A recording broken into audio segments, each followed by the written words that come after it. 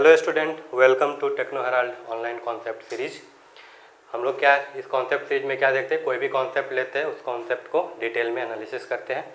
ठीक है, तो मैं जो आज का कॉन्सेप्ट लिया हूँ वो कॉन्सेप्ट है कि to find out stable operating point. ठीक है, जनरली क्या होता है इलेक्ट्रिकल इंजीनियर को, उससे जब पूछेगा कि कोई भी कर्व दे दिया, टॉर्क और स्पीड कर्व दे दिया या फिर पावर और एंगल कर्व दे दिया, इस कर्व में जो पॉइंट होते हैं वो पॉइंट, ऑपरेटिंग पॉइंट जो है वो स्टेबल है कि नहीं, वो पता करना होता है। ठीक है, तो स्टेबिलिटी का जो पता करना है जो पॉइंट का, उसका मैं तरीका बताऊंगा। इस तरीके से आप कहीं भी अप्लाई कर सकते हैं। ठीक है, जैसे सपोज कीजिए कि ये एक क्वेश्चन है, गेट में आया हुआ है, ये क्वेश्चन है, इसमें ये पॉइंट P है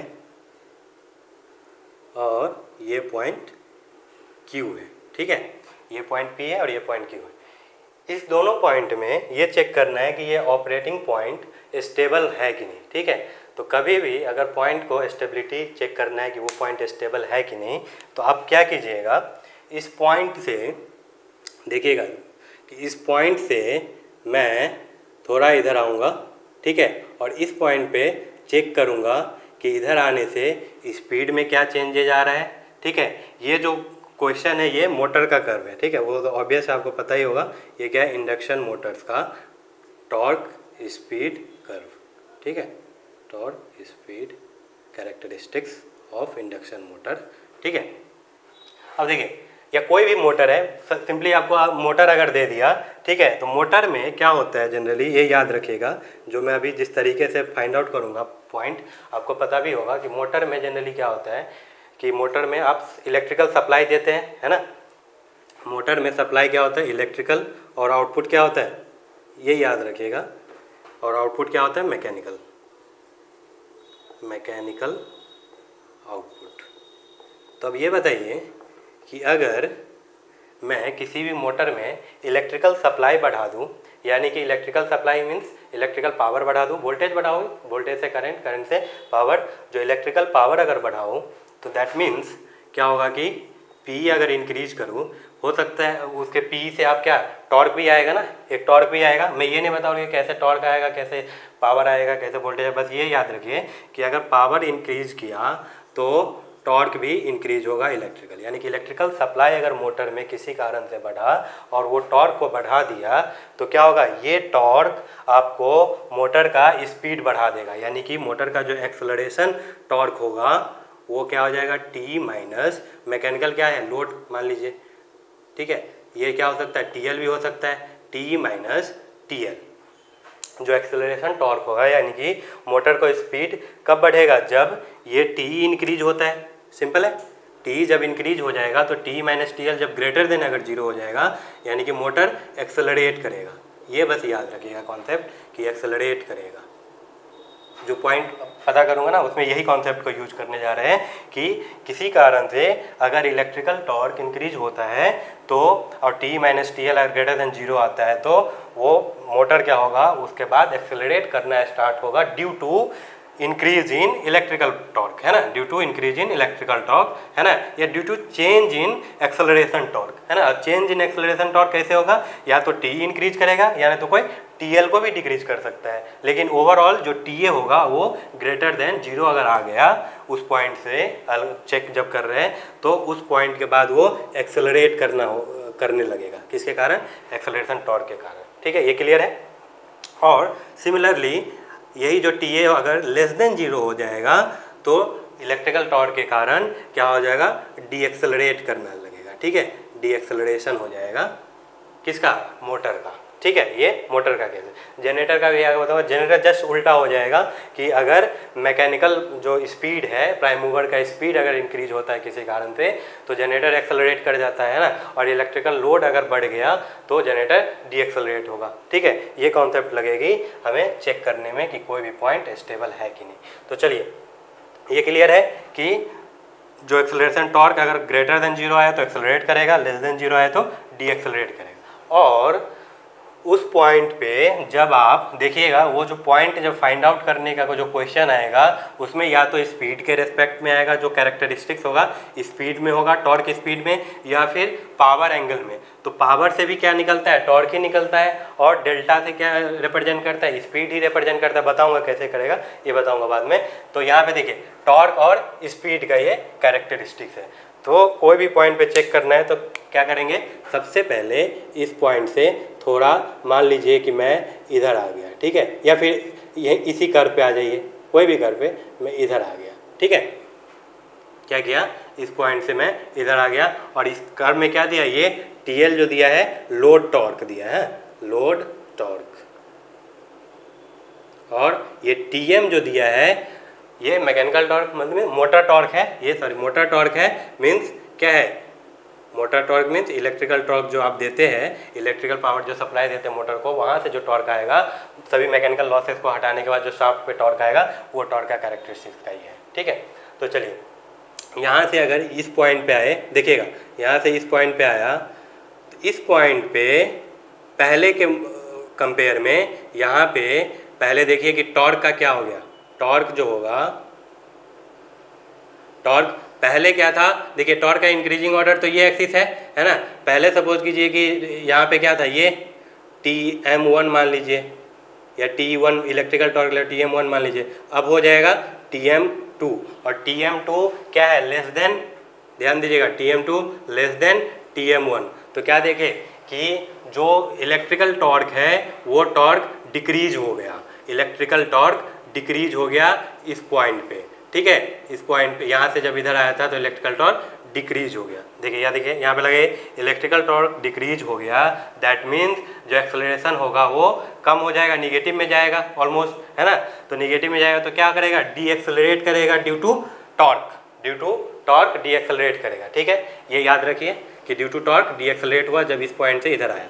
अब देखिए इस पॉइंट पे, इस पॉइंट के कंपेयर में स्पीड का देखिए कि स्पीड में क्या हो रहा है, कि जो एक्चुअल स्पीड है उस स्पीड में देखिए, यहाँ पे देखिए इस पॉइंट से ये एक स्पीड होगा कुछ N1, और इस पॉइंट पे एक स्पीड होगा N2। अब देखिए स्पीड का कैरेक्टरिस्टिक दिया है इस तरफ, ये एरो देख रहे हैं, एरो इस तरफ का इंक्रीजिंग ऑर्डर, यानी कि स्पीड इधर इंक्रीज करेगा, इधर जाएंगे तो डिक्रीज करेगा, यानी कि जो N2 है वो ग्रेटर देन N1 है, simple, N2 greater than N1, यानी कि इस पॉइंट से जब इधर आए थे तो क्या देखे कि स्पीड इंक्रीज हो गया, यानी कि स्पीड के कारण आपका मोटर का स्पीड इंक्रीज हो रहा है, ठीक है। स्पीड इंक्रीज हो रहा है इसके कारण, लेकिन टॉर्क के कारण जो मोटर का अपना कैरेक्टरिस्टिक जो टॉर्क के कारण वो क्या हो रहा था, डी एक्सेलरेट हो रहा था। जैसे ही कोई इस पॉइंट से अगर किसी कारण से डिस्टर्बेंस से इधर आ जाएगा तो टॉर्क के कारण तो डी एक्सेलरेट हो रहा था और स्पीड के कारण एक्सेलरेट हो रहा था, तो वो एक्सेलरेशन और डी एक्सेलरेशन एक दूसरे को स्टेबल कर देगा ना, है कि नहीं, कि स्पीड के कारण बढ़ने की कोशिश कर रहा है, लेकिन टॉर्क बोला नहीं भाई मैं तो डिक्रीज आपको कर रहा हूँ, तो आप स्पीड कमाइए, और स्पीड कमाइए तो फिर से N2 से घट के N1, यानी कि इसी पॉइंट से घट के फिर इस पॉइंट पे आ गया, यानी कि क्या देखें कि इस पॉइंट का अगर किसी कारण से नीचे आता है तो वो स्टेबल हो जा रहा है, ठीक है। तो अभी आप नीचे का देखें, अब ऊपर का भी देखना है, क्योंकि अभी स्टेबिलिटी यहीं से कन्फर्म नहीं करना है। अब सपोज कीजिए यहाँ से कोई यहाँ पे आया, ठीक है, अब यहाँ पे आया तो यहाँ पे देखिए फिर से कंपेयर कीजिए कि TM3 जो होगा, TM3 ग्रेटर देन TM1, यानी कि टॉर्क जो इलेक्ट्रिकल टॉर्क है वो इंक्रीज हो रहा है, यानी टॉर्क के कारण क्या हो रहा है, एक्सेलरेशन। कोई दिक्कत है यहाँ पे ये समझने में, क्योंकि क्या हो रहा है कि टॉर्क बढ़ रहा है ना। और देखिए TM तो ये यहाँ पे TL को भी वैसे देखना है तो TL तो कांस्टेंट ही है, ठीक है, TL तो कांस्टेंट ही है। तो क्या देखिए कि TL तो कांस्टेंट है लेकिन TE इंक्रीज हो गया है ना, TM3 इंक्रीज हो गया, तो ये TE अगर इंक्रीज हुआ और TL कांस्टेंट है तो एक्सेलरेशन टॉर्क आएगा, एक्सेलरेशन टॉर्क के कारण ये मोटर को एक्सेलरेट करने की कोशिश करेगा ड्यू टू टॉर्क। अब देखिए स्पीड के कारण क्या चेंजेज हो रहा है, अगर यहाँ पे आ गए तो स्पीड क्या हो रहा है, डिक्रीज हो रहा है ना, N3 N1 से कम है, लेस देन, है ना, तो यानी कि N3 less than N1, so speed will try to decrease but due to that due to electrical torque it will try to increase, है ना। तो इंक्रीज जब करेगा तो ये फिर से सेम पॉइंट पे आ जाएगा, ठीक है। तो मैं क्या चेक कर रहा हूँ कि उस पॉइंट से, जो जिस पॉइंट को चेक करना है उस पॉइंट से थोड़ा सा नीचे आ जाइए और उस नीचे के कारण देखिए कि स्पीड के कारण क्या चेंजेज आ रही है, स्पीड में क्या चेंजेज आ रही है, और मोटर का जो एक्शन होगा due to change in electrical torque वो क्या कर रहा है ना, वो क्या एक्शन ले रहा है। तो मोटर क्या एक्शन ले रहा है इस पॉइंट पे, डी एक्सेलरेशन का, लेकिन स्पीड के कारण एक्सेलरेट हो रहा है, तो एक्सेलरेशन डी एक्सेलरेशन अपना एडजस्ट करके क्या करेगा, पॉइंट को सेम पॉइंट पे ला देगा। उसी तरीके से यहाँ पे देखे थे कि स्पीड डिक्रीज हो रहा है, डी एक्सेलरेट हो रहा है, लेकिन टॉर्क इंक्रीज करके सेम पॉइंट पे ला दिया। यानी कि क्या देखें, P is stable point, P है स्टेबल ऑपरेटिंग पॉइंट। तो यही कॉन्सेप्ट आपको सभी जगह लगाना है, ठीक है। नहीं समझ में आया तो मैं फिर से दूसरा पॉइंट को चेक करके बताऊंगा, क्लियर हो जाएगा। Stable operating point. चलिए क्यू का देखते हैं, सेम कॉन्सेप्ट लगा के।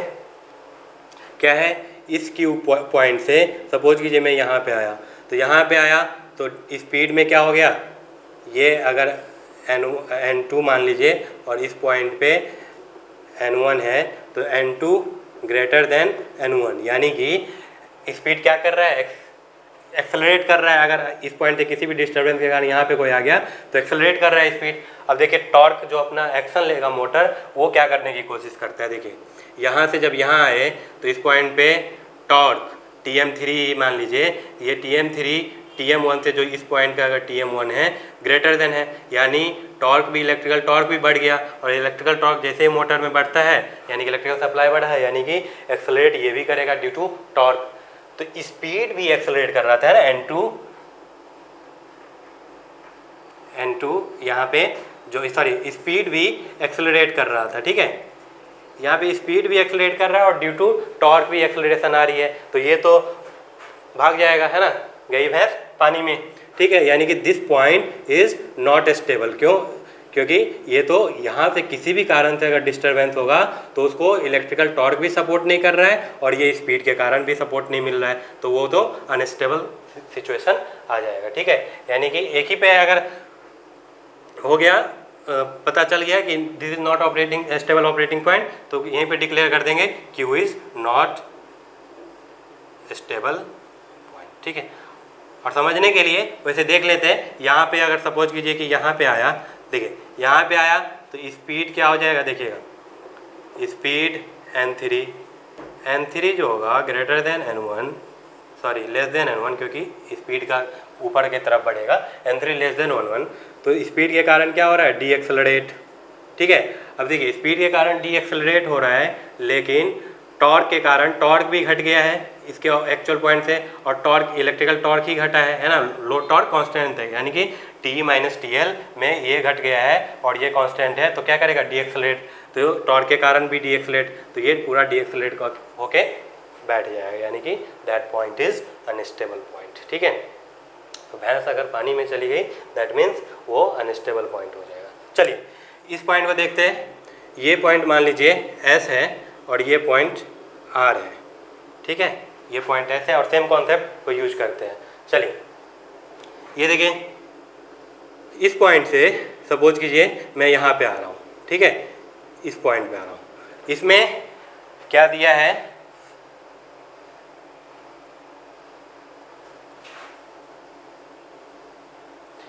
स्पीड ये है, टॉर्क ये है, सॉरी ये स्पीड है, ये टॉर्क है,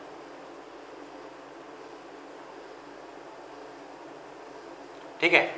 इस क्वेश्चन में इसको मैं मिटा लेता हूँ।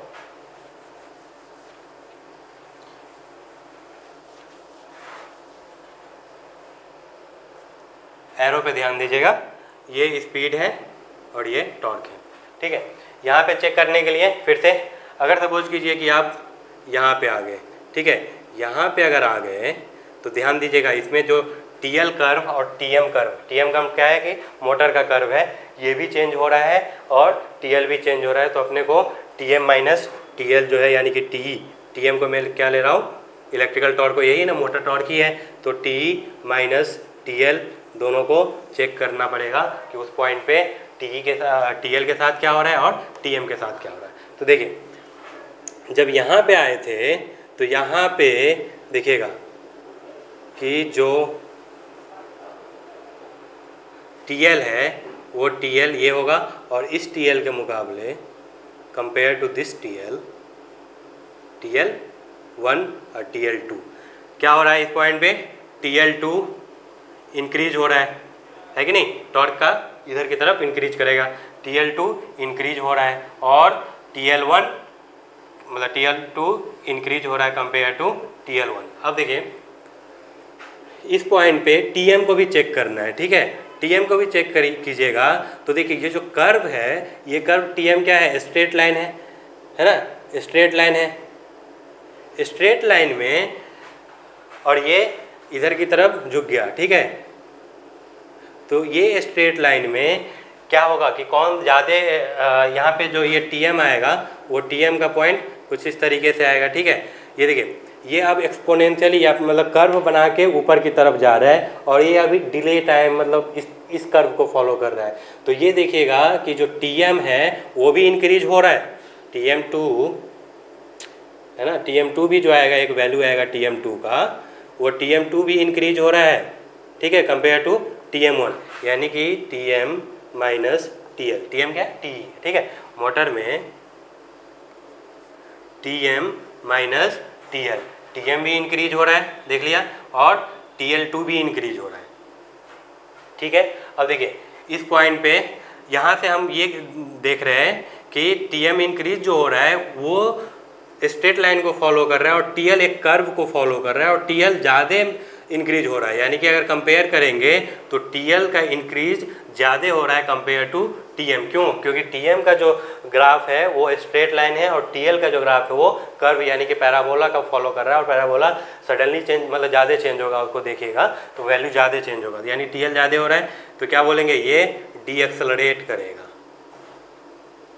ओवरऑल जो TA आएगा वो लेस देन हो जाएगा 0, लेस देन 0 से क्या हो गया, डीएक्सलरेट किया, ठीक है। अब देखिए टॉर्क के कारण डीएक्सलरेशन हुआ। अब देखते हैं स्पीड क्या कर रही है। स्पीड में देखिए आप इस पॉइंट से कहाँ आए थे, यहाँ पे आए थे, है ना, यहाँ पे जब आए थे तो ऊपर जब गए इस कर्व पे थोड़ा, तो इस कर्व पे ये देखिए स्पीड जो वैल्यू आएगा कंपेयर टू दिस पॉइंट, ये अगर N1 है, ये क्या है, N2 है, तो N2 जो है ग्रेटर देन N1 है, यानी कि स्पीड क्या कर रहा है, एक्सेलरेट कर रहा है। स्पीड क्या कर रहा है, एक्सेलरेट कर रहा है, ठीक है, स्पीड एक्सेलरेट कर रहा है, और ये क्या कर रहा है, डी एक्सेलरेट कर रहा है, टॉर्क, है ना। कैसे किया डीएक्सलेट, उसमें देखिएगा कि इंक्रीज तो दोनों हो रहा है, इलेक्ट्रिकल टॉर्क और ये लोड टॉर्क भी इंक्रीज हो रहा है, लेकिन लोड टॉर्क ज़्यादा इंक्रीज हो रहा है क्योंकि कर्व में थ्रू जा रहा है ना, तो ज़्यादा इंक्रीज होगा तो ओवरऑल क्या करेगा, TA को डीएक्सेलरेट कर देगा। तो एक्सेलरेशन एंड डीएक्सेलरेशन एक दूसरे को कैंसिल करके सेम पॉइंट पे ला देगा। तो चलिए इसके एबव वाले में तो स्टेबल आ गया। अब सपोज कीजिए कि कोई यहाँ पे है, कोई यहाँ पे है, ठीक है ना, इस पॉइंट से इधर आ गया। अब इस पॉइंट से जब इधर आ जाएगा तो देखिए कि TL ठीक है डिक्रीज हुआ, TL डिक्रीज हुआ, और TM भी डिक्रीज हुआ, है ना। इस पॉइंट से अगर यहाँ पे आएंगे, ये इसको पॉइंट करेंगे तो TM भी डिक्रीज हुआ, TM भी डिक्रीज हुआ, यानी TM कितना 3 मान लेता हूँ, TL3 मान लेता हूँ। ये चलिए लिखिए क्या होगा, TM3 माइनस TL3।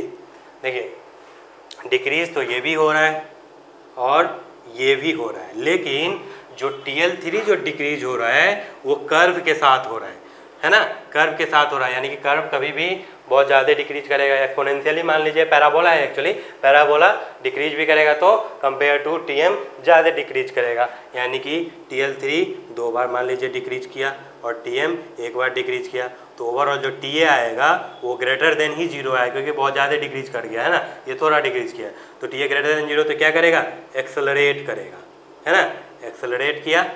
अब देखिए एक्सेलरेशन करेगा ड्यू टू इलेक्ट्रिकल टॉर्क, लेकिन स्पीड में चेंजेस देखिए, यहाँ पे जब आप आ गए तो यहाँ पे जो स्पीड देखिएगा N3 जो आएगा वो N3 क्या होगा, लेस देन N1, क्योंकि स्पीड ऐसे इंक्रीज हो रहा है ना एरो पे, N3 लेस देन N1, यानी कि इसके कारण स्पीड क्या कर रहा है, डी एक्सेलरेट कर रहा है। तो क्या देखें कि एक्सेलरेशन और डी एक्सेलरेशन एक दूसरे को स्टेबल करके ला देगा सेम पॉइंट पे। तो this point is also stable operating point. समझ में आ गया होगा अब, स्टेबल ऑपरेटिंग पॉइंट। बस यही याद रखना है कि अगर जनरेटर हो तो उसमें ये देखना है कि वहाँ पे भी लोड को घटाइएगा, और जो उसका इनपुट होगा, प्राइम मूवर इनपुट होगा, उसको उसमें से लोड को घटा के उस हिसाब से एक्सेलरेशन और डीएक्सेलरेशन चेक करना है। ठीक है, अब चलिए ये कीजिए, आप खुद भी कर सकते हैं, लेकिन एक बार करके दिखा देता हूँ।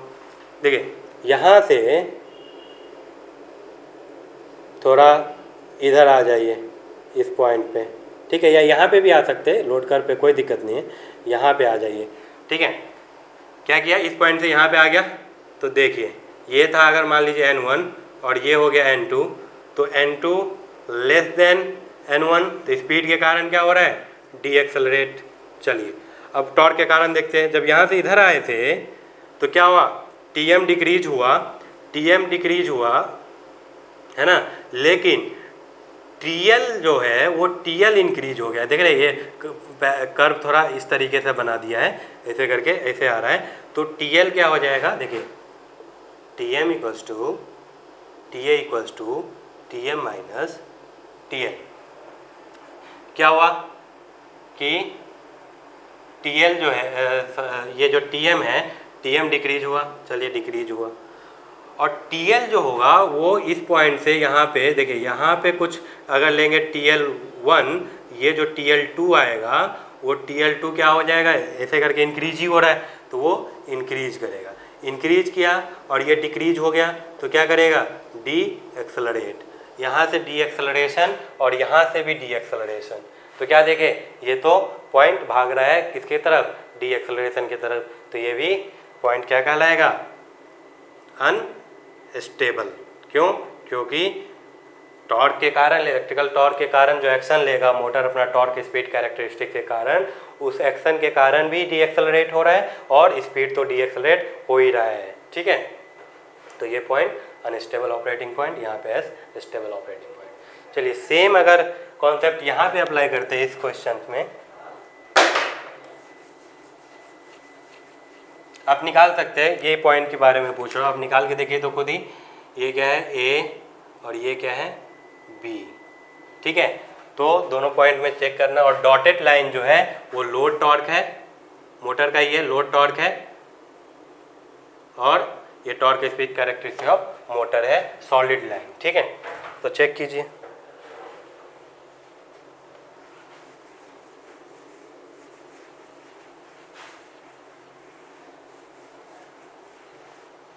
देखिए कौन सा पॉइंट भाग रहा है, पानी में गया, और कौन सा अपने पॉइंट, अपना जो ऑपरेटिंग पॉइंट है वहाँ पे आके स्टेबल रह रहा है। चलिए बी को पहले चेक कर लेते हैं।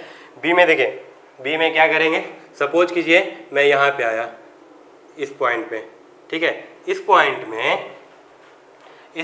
पे जो टॉर्क है वो देखिए, टॉर्क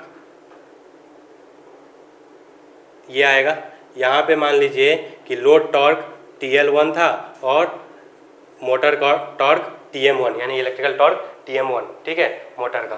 ठीक है, अब देखिए ऑपरेटिंग पॉइंट पे, यहाँ पे जब आए तो यहाँ पे ये जो लोड टॉर्क है वो डायरेक्टली सीधा ऐसे करके इंक्रीज हो रहा है ना, वर्टिकली इंक्रीज हो रहा है, जो वर्टिकली एक्सिस पे कोई इंक्रीज होगा और एक कर्व बना के डिले करके इंक्रीज हो रहा है। देख रहे हैं, जो load torque speed characteristic of जो मोटर है, तो मोटर टॉर्क एक टाइम के साथ डिले करके इंक्रीज हो रहा है ना, कर्व के साथ ही है लेकिन डिले करके इंक्रीज हो रहा है। तो क्या देखें, जो TM2 जो है वो भी इंक्रीज होगा और TL2 भी इंक्रीज होगा।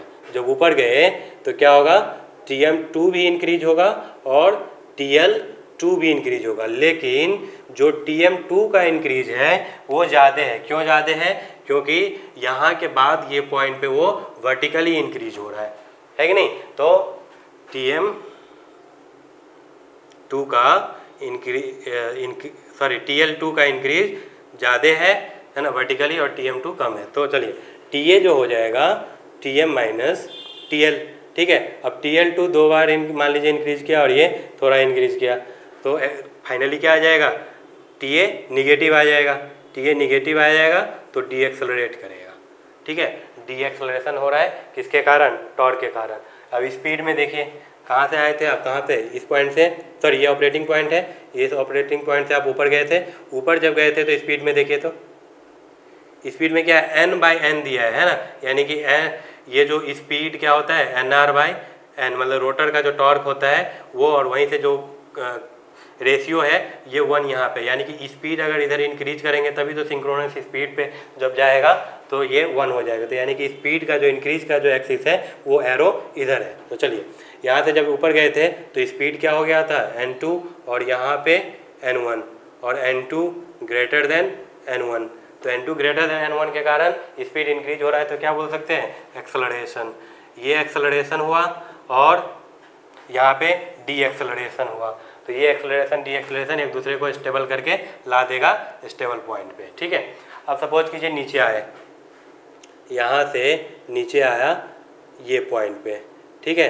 अब इस पॉइंट पे नीचे आया तो देखिए यहाँ से एक TM2 मिलेगा आपको, TM2, और TL2 भी मिलेगा, TL2।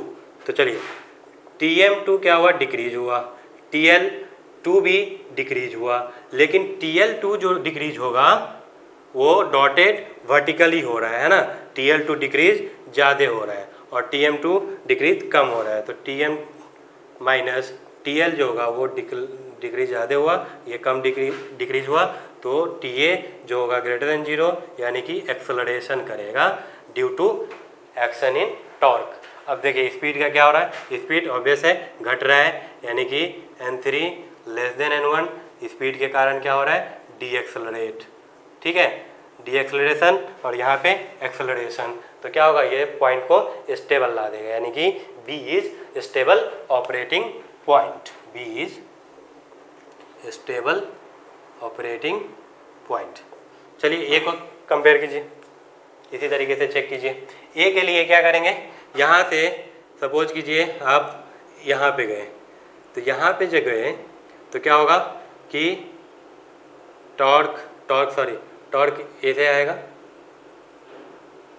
TM2, और यहाँ पे TM1 मान लीजिए, TM1, और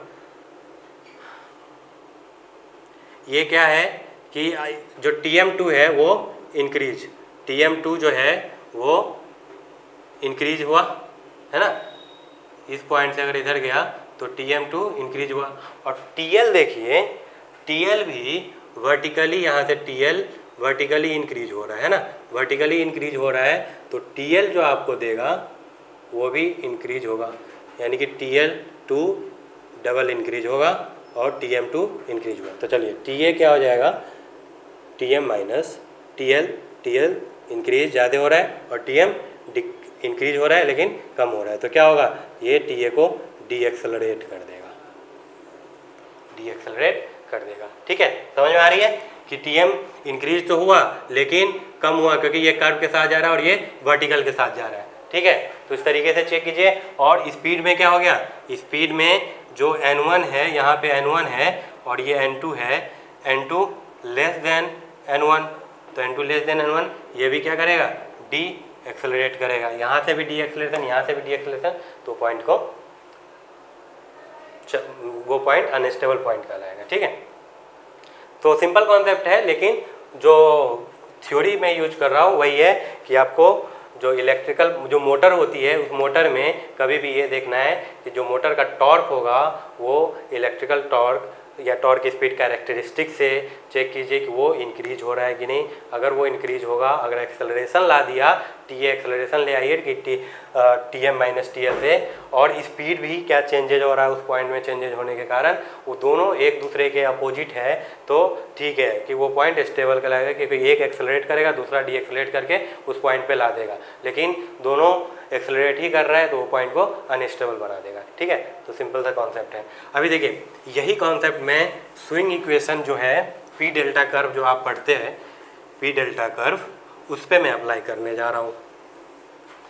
यहाँ से आप क्लियर हो जाए, क्योंकि ये जनरली आप क्लास में पढ़े होंगे, जब भी स्विंग इक्वेशन पढ़ते हैं तब पढ़े होंगे, ठीक है। तो यहाँ से क्लियर हो जाएगा जितना भी अभी बताया हूँ। देखिए ये जो पी डेल्टा कर्व है, इस पी डेल्टा कर्व पे सपोज कीजिए मैं पहले ले रहा हूँ जनरेटर का, अभी मोटर का बहुत देख लिए, मैं जनरेटर का ले रहा हूँ, ठीक है, जनरेटर का, यही मोटर का भी हो सकता है, बताऊंगा। जनरेटर का ले लिया कि ये पीएम जो है जनरेटर में पीएम क्या है, प्राइम मूवर का स्पीड या मैकेनिकल प्राइम मूवर का आउटपुट, प्राइम मूवर पावर मान लीजिए, इनपुट पावर, ठीक है, प्राइम मूवर इनपुट पावर हो गया ये आपका जनरेटर पे। अब देखिए इसमें इस पॉइंट को चेक करना है कि ये स्टेबल है कि नहीं। तो इससे पहले एक कॉन्सेप्ट ये होता है डेल्टा एंगल, कैसे ये स्पीड के इक्विवेलेंट है वो बताने जा रहा हूँ कि डेल्टा है होता क्या है।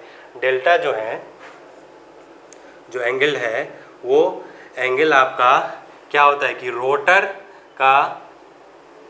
रोटर का स्टेटर रेफरेंस, जो स्टेटर का रेफरेंस एमएमएफ है, रेफरेंस एमएमएफ, उससे जो एंगल बनाता है वही डेल्टा होता है, ठीक है ना, कि कितना एंगल अभी रोटर कितना हेड है, कितना लैग कर रहा है, ठीक है। तो अब ये बताइए कि जनरेटर को अगर प्राइम मूवर रोटेट कर रहा है तो प्राइम मूवर जब रोटेट करेगा तो वो अपना रोटर को हमेशा आगे रखेगा, है कि नहीं, रोटर को हमेशा आगे रखेगा। उसके कारण जनरेटर में जो वोल्टेज, मतलब जितना कंडक्टर को कट उट करके जो वोल्टेज आएगा, जो जनरेटर का आउटपुट होगा, उसके कारण जो स्टेटर एमएमएफ बनेगा वो तो लैग करेगा, क्योंकि वो बाद में आया, पहले क्या आया, स्पीड रोटर का, है ना। तो जनरेटर में यही याद रखिए कि जो डेल्टा होता है वो ahead of the stator MMF, यानी कि डेल्टा पॉजिटिव होता है, ठीक है। और डेल्टा पॉजिटिव अगर सपोज कीजिए यही डेल्टा इंक्रीज हो जाए, या सपोज कीजिए कि प्राइम मूवर का स्पीड किसी कारण से इंक्रीज हो गया,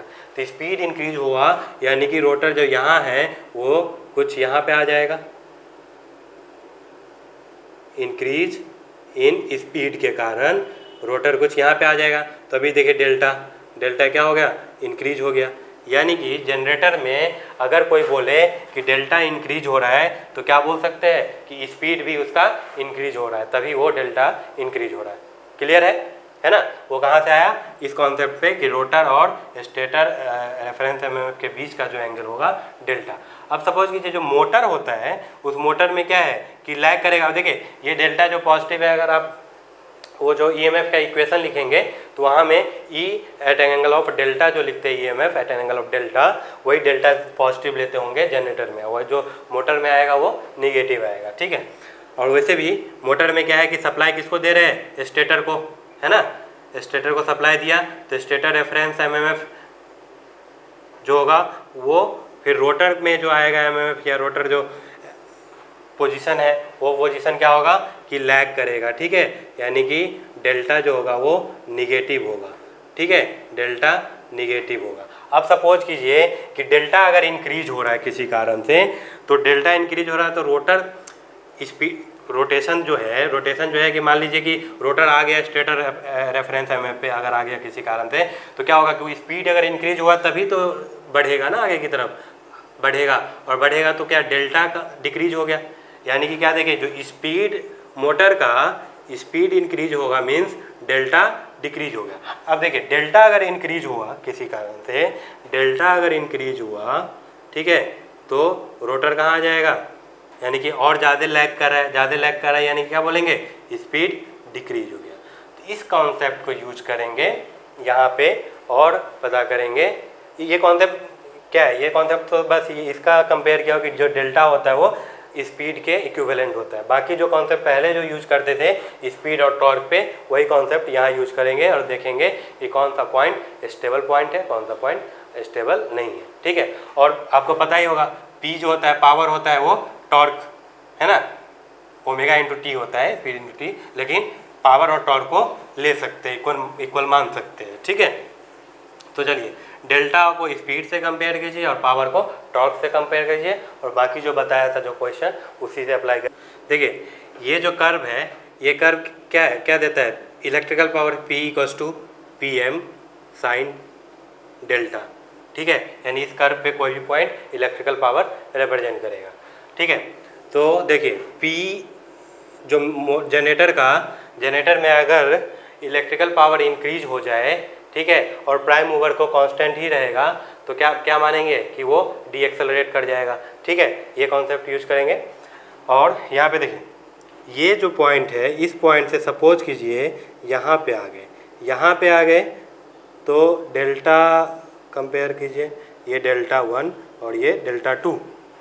तो सबसे पहले डेल्टा का कंपैरिजन, डेल्टा 2 इंक्रीज हो गया डेल्टा 1 से, है ना। जब यहाँ से इस पॉइंट पे आए तो जब इंक्रीज हुआ तो क्या होगा कि ड्यू टू डेल्टा के कारण क्या होगा, एक्सेलरेशन बोल सकते हैं। क्यों? क्योंकि जनरेटर में जब डेल्टा इंक्रीज करता है तो यानी कि स्पीड इंक्रीज कर रहा है, तो एक्सेलरेशन।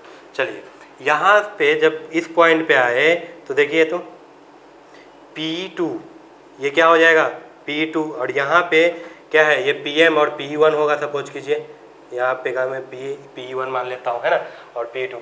तो P2 जो है वो ग्रेटर देन P1 है ना।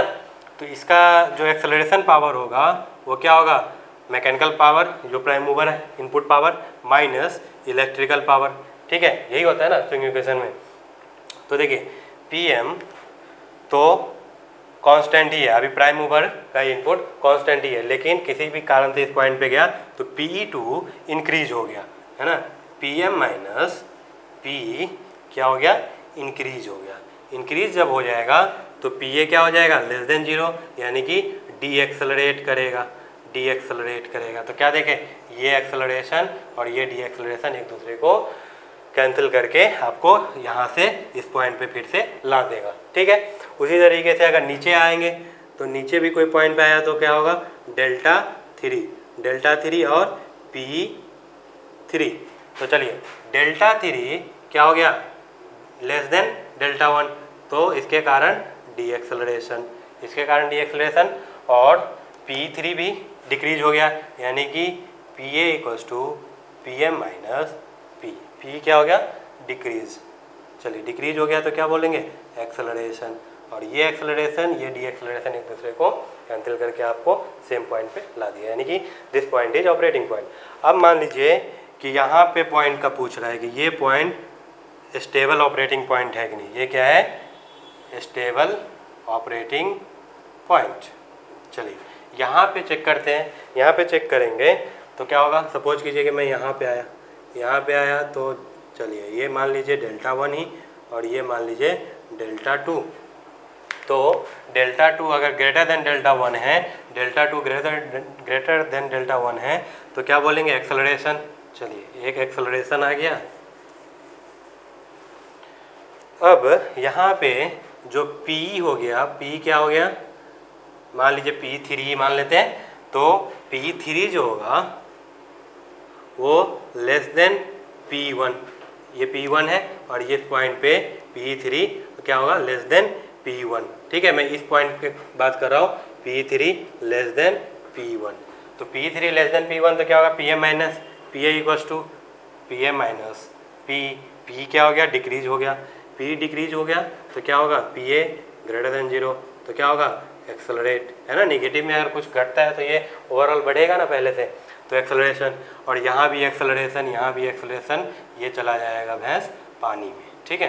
तो ये क्या हो जाएगा, अनस्टेबल, यानी कि this point is not stable operating point, not stable operating point.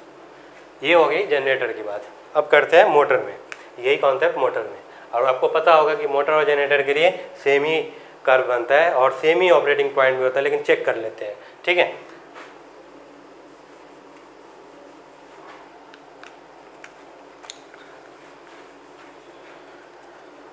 Motor में क्या होगा कि ये पॉइंट को चेक कीजिए, इस पॉइंट में डेल्टा 2 अगर यहाँ से अगर यहाँ आ गए तो डेल्टा 2 क्या हो गया, delta 2 greater than delta 1, delta 2 greater than delta 1 अगर हो गया तो क्या बोला था अभी, अगर डेल्टा अगर इंक्रीज करता है मोटर में तो क्या होता है, स्पीड कम होता है, यानी कि डी एक्सेलरेट, ठीक है, डी एक्सेलरेशन। अब देखिए यहाँ से अगर मोटर ले रहे हैं तो ये प्राइम मूवर इनपुट नहीं होगा, ये क्या हो जाएगा, लोड टॉर्क हो जाएगा ना, ये हो जाएगा लोड टॉर्क, लोड बन जाएगा ना वो, मोटर में तो सप्लाई देंगे इलेक्ट्रिकल ना, लोड टॉर्क। चलिए डेल्टा डी एक्सेलरेशन हो गया। अब देखिए इफेक्ट क्या आ रहा है यहाँ पे, इस पॉइंट पे P2 greater than P1 eight, मान लीजिए एट पॉइंट ए लेना था पहले से, लेकिन चलिए कोई बात नहीं, at point A P2 greater than P1। तो देखिए PA जो एक्सेलरेशन पावर होगा PM माइनस P क्या हो गया, सॉरी जो मोटर के केस में acceleration power electrical minus load है ना, ये याद रखना है, होगा ही ऑब्वियस है, एक्सेलरेशन पावर क्या होगा P माइनस PM, है कि नहीं, PM क्या है, लोड टॉर्क, लोड पावर, ठीक है। तो P क्या हो गया, इंक्रीज हो गया, P इंक्रीज हो गया क्योंकि P2 ग्रेटर देन P1, जब P इंक्रीज होगा तो PA क्या हो जाएगा, एक्सेलरेट ग्रेटर देन 0, यानी कि एक्सेलरेट।